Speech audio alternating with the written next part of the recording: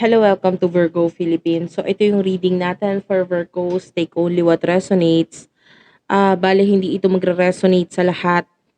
So, kunin mo lang yung mga messages na magre-resonate sa'yo. Kung hindi ka mag-resonate, okay lang yon. Normal yon kasi hindi talaga natin makukuha lahat ng energy ng Virgo sa mundo. So, sa mga gusto magpa-personal reading, Jing Tarot Reader, i-search mo na lang siya sa Facebook, okay? So again, this is for Virgos. Kapalaran sa pag-ibig. Wait lang guys, tanggalin ko lang yung aking headset. So anyway, ayan, okay na.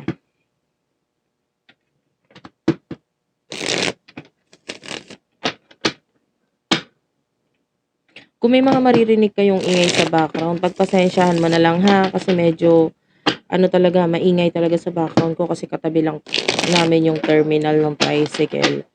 So expect nyo na lang po na medyo may mga ingay talaga. Okay lang yon, at least maintindihan nyo yung reading, no? Ang importante naman yung pinaka-reading. Queen of Pentacles, this is you. Yan, this is your element. Taurus, Virgo, Capricorn. This is an earth sign. What's with the Queen of Pentacles? Six of Pentacles. Ayan. Bottom of the deck, we do have here the Tower, the Judgment, and the Moon. Sabihin na natin that you are a spiritual person, pero sa ngayon, hindi mo na more on spiritual yung pinagfo-focusan mo. You know, pagdating sa connection mo, if you're dealing with someone na parang spiritually connected ka sa taong to, parang sa ngayon, hindi ito yung importante. With the moon, this is like your spiritual connection dun sa person na kakonect mo. Maybe nag-a-appear pa nga or lumalabas siya sa dreams mo in the past. With the judgment, this could be a soulmate connection, twin flame connection, and pwedeng yun yung nasa isip mo in the past dito sa person na to. But with the tower, nakikita natin na ini-end mo yun, no? Yung spiritual connection na yan dito sa person na to. Nakikita natin that you are running away from this person, or ikaw yung nakikita natin umiiwas, lumalayo. At might be with the Queen of Pentacles, more on material na bagay yung importante sa iyo ngayon. And with the Six of Pentacles, I don't know, more on pagtulong sa iba. I can see you doing charity works, yung iba, o yung iba basta pagtulong lang sa iba muna ang focus mo ngayon. Or maybe kung hindi man, maybe tinatry mo lang i-balance yung mga finances mo, career mo. And yun yung focus mo ngayon. How about this person? Who is this person that you're dealing with? Who is this person that you're dealing with? Spirit guides, angel guides, person nakakonect mo. Virgo. Person nakakonect mo, Virgo. Kunin natin yung main energy niya. For your person, you do have your Two of Pentacles and the Justice card. This is Libra, Taurus, Virgo, and Capricorn energy. Bottom of the deck, Nine of Wands. Okay. Inom lang ako, guys.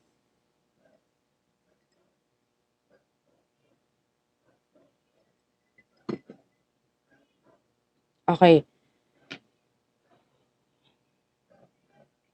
So, sa nakikita natin dito, I feel like you're dealing with the person na parang may mga priorities din siya ngayon, especially may kinalaman sa usaping legal, like documents, maybe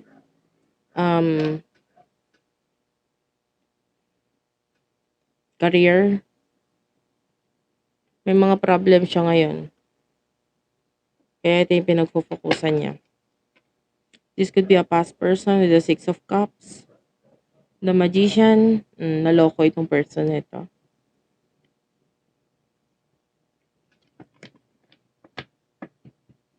So, possible na may mga legal na pinagdadaanan itong person na ito kasi naloko siya. Hindi maganda yung sinasabi doon. So, ano yung mga nasa isipan at emotions ninyo nitong person na ito?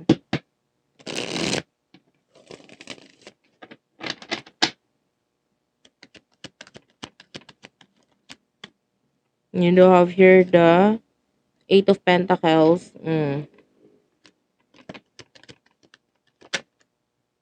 The Hanged Man.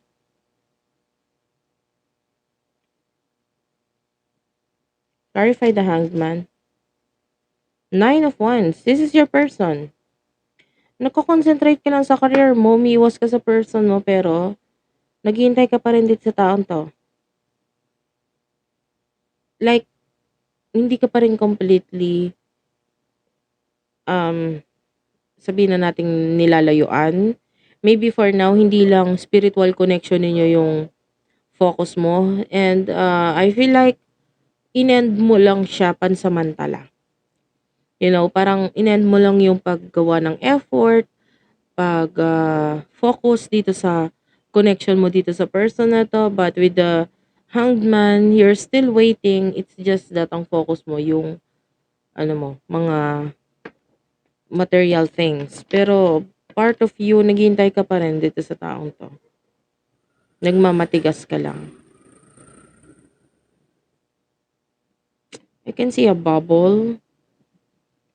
Like bubbles, ganyan. So I don't know kung something to do with bubbles. So pwedeng naglalaba ka ngayon or naghuhugas ng kamay. Something na may mga bula. This could be a reading. By the way, ano yung dahilan? Ba't ka naghihintay? I want to know. Ba't ka naghihintay dito sa taong to? The Two of Wands, Queen of Swords.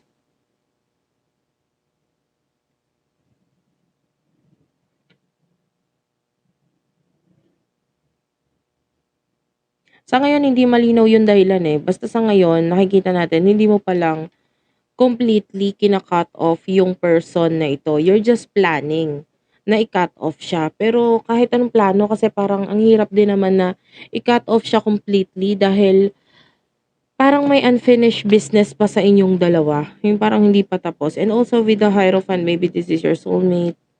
Maybe this is your twin flame and nararamdaman mo yon and parang hindi mo naman siya talaga kayang i-cut off. Sa ngayon talaga, ang focus mo lang is yung more on material things. Okay? So, ano yung nasa isipan at emotions naman itong taong ito towards you? The Lovers is here.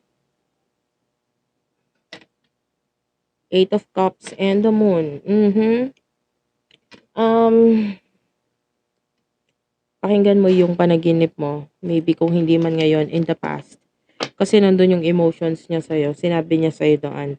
Three of Swords is here. This person is walking away. Nasasaktan siya.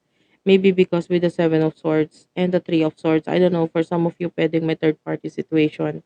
And with the Ten of Swords, ito yung nagiging dahilan ng pag-cut off, pagtapos ng connection na ito. And with the Four of Swords, sorry, this is the Four of Wands. Aries, Leo, Sagittarius, maybe may marriage pang involved dito sa connection ninyo. I feel like for some of you, ito parang nakakaramdam ako ng matagal na nanonood sa akin, no? So, um, wait lang guys, inom lang ako.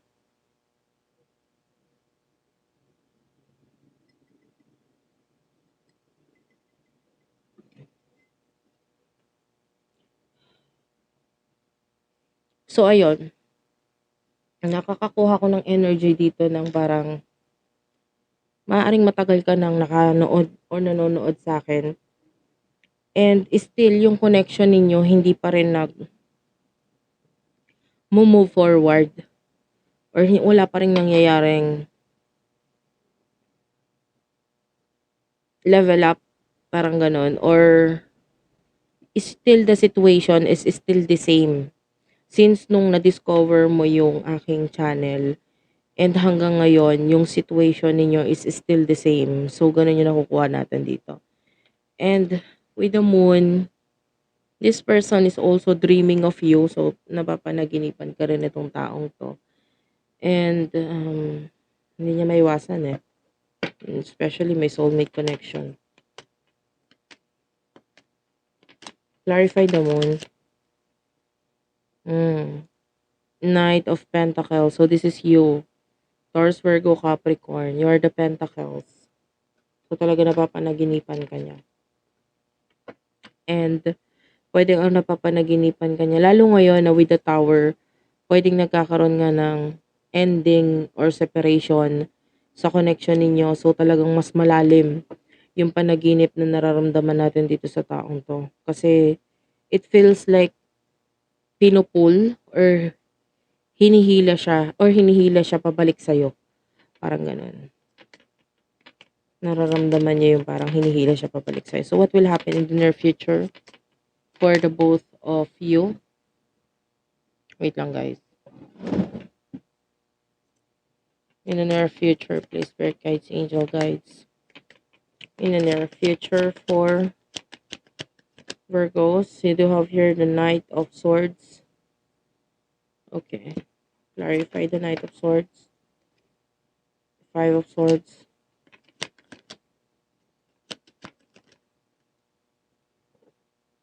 Four of Cups. One more card. The Wheel of Fortune.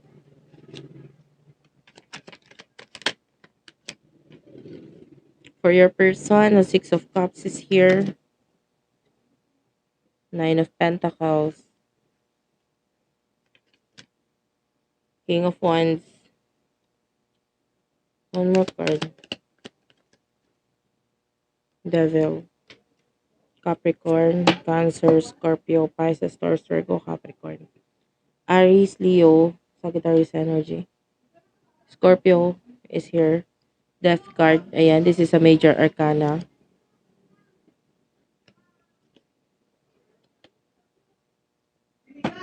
Okay, so nakikita natin dito with the Knight of Swords. I can see moving on kind of energy sa'yo. Pwedeng ina-accept mo in the future kung ano man yung kinahinatnan ng connection ninyo. And this is you with the Five of Swords na parang tinatanggap mo na parang wala na eh. Wala na sa atin eh. Four of Cups, I feel like lalo na nasa situation ninyo, mas hindi mo na sure kung may chance pa ba. So in the future, this is you walking away. This is you na parang, you know that this is your twin flame, your soulmate, pero parang hindi mo naman ramdam na may chance pa eh. So, with the Wheel of Fortune, I feel like ikaw ito na nagkakaroon ng pagbabago. Or nagfo-focus ka na lang sa pagbabago, sa more on sa material nga na nangyayari sa'yo rather than dito sa connection mo with your person. And with the Six of Cups, Cancer, Scorpio, Pisces, nakikita natin dito yung person mo, the past person, and the Nine of Pentacles, um, King of Wands, and the Devil. I feel like maraming distraction sa kanya in the future. Ngayon pa lang ang dami na eh. So parang ang hirap pilitin ang connection ninyo, lalo na siya mismo, ang hirap pa ng sitwasyon niya. Dahil I feel like there's a lot of problema, kaguluhan na nangyayari sa person na ito, kung bakit parang pagdating sa love, wala pa eh. Wala talaga actually.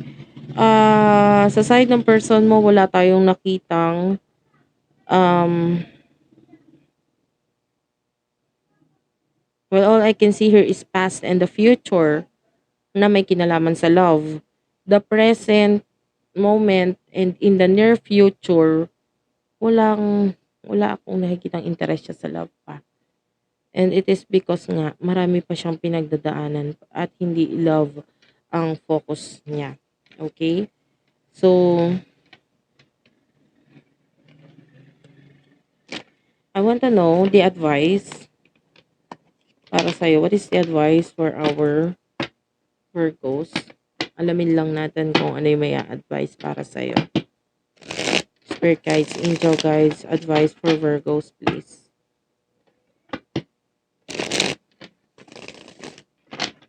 Advice for Virgos, please.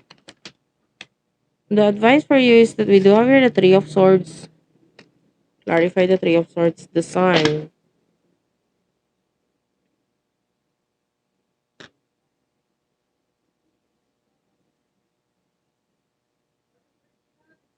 Yeah, actually,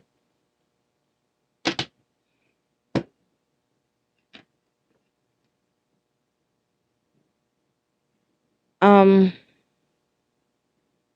yeah, sorry about that. May nag-chat lang. No? So the advice for you with the Three of Swords is that if you're happy with the Sun, uh, with the with this Three of Swords, so kung ikaw itong nasa third party situation and you're still happy dito sa relationship na ito, na involved ka, ituloy mo lang because it's not yet the right time for you at saka dun sa person na kakonect mo, no? Maybe if this is your soulmate, it's not yet that right time for the both of you. So, i-continue mo lang. Masaya ka pa naman dyan eh. So, 'di ba? Although their soulmate na naghihintay or let's say twin flame na para sa'yo, um, hindi pa talaga niya kaya eh. Kasi siya mismo ay lumalayo at kina-cut off ka. So, maybe may lesson, hindi man ikaw yung may lesson pa na kailangang matutunan dito, but also your person, na kailangan niya munang harapin yung lesson na yun sa buhay niya. Okay? So, yan. That's it for now. Thank you for watching. I love you all and bye-bye.